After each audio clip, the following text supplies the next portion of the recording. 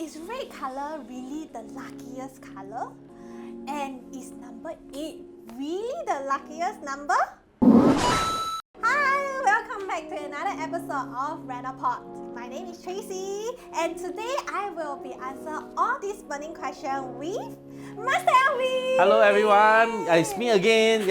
Hope to answer all the questions. Okay, I think the most question from the audience will be, is Feng Shui known as a superstitious? From the past episode, what do you think? I honestly think that Feng Shui, like what we actually discussed before, is actually more of science, and also there's calculation, there's energy. It's definitely not superstitious lah. Yes. But I think people will still have the idea like it is a superstitious thing, like.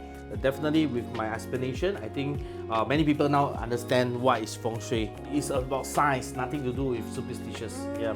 You guys also learn also, right? Because I also learn also. Last time I don't know, just like when people say one, I will just, okay. Yeah. Now I know there is actually knowledge behind Yeah, this. because it's just like math. In math, we will have what we call formulas to calculate all this. Same thing, in Feng Shui, we also have formulas. Then how about red color? Today I purposely wear red because I also want to feel How do you feel? How do you feel? You feel positive? I feel positive. Like Yeah, energy. positive. Yeah, because everyone says that red color is the very auspicious color. Like You see. Chinese New Year, everybody wear red. It's Nobody not- wear yeah. black color though. And from young, our parents has been telling us that in Chinese New Year we need to wear red, 发啦 yeah. So take for example, if the New Year 当然是红色啦为主，吉祥红色。Okay. 红包 Based on the 八字 wise, we still need to see.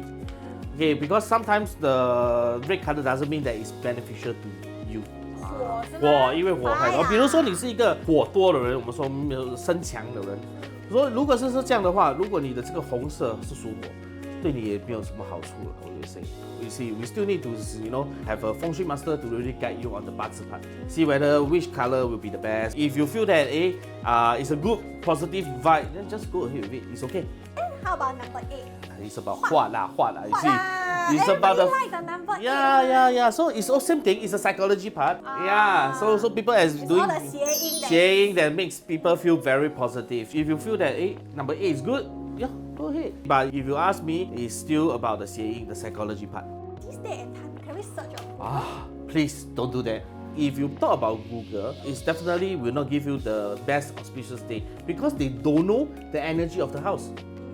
Okay, they only based on the human. But based on the human, they maybe lack of certain things that they never see. And also the human being, any things that also not favorable for the human on the day of moving. So all this, you need a very professional master to do that. There's one of my clients, he did select the day selection by using 通胜. And this 通胜, he only knows that like the 入宅迁移, all this is about moving of the house. So he just make sure that on that day, it don't crash any of the human being inside. But they never take into consideration of the house.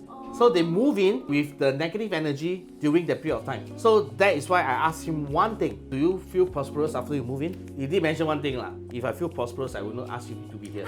So that is why. That's very true. That's Yeah, very so true. that is why I did mention to him, okay, that you're moving in the wrong season. So from there onwards, I would ask him to do some things lah. So you guys know who to look for, Yeah. Not only me lah, there is many professional master out there lah. So I don't heard about 邪门.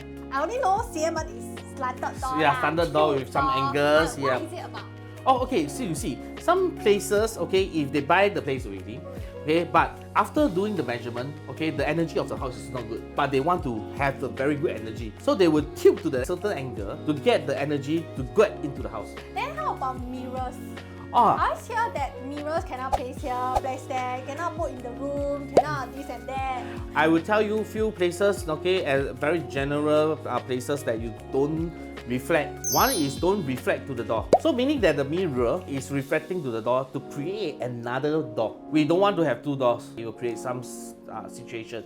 Okay, the other one, we don't want to reflect to the window. We also don't want to reflect to the stove and also to your bed. The 脚不可以 face the Yeah, even the back also same thing, okay, not to the bed, okay? Then how about photos? Because I don't know that some family they have like some 人像, 头像, like human photos, but I know some places they will recommend not to put human relevant photos around. Definitely, if your personal photo, look for your personal what we call 贵人位, okay, or your 财位, place it there. Okay, it will definitely enhance the energy as well. Then what is 壁刀?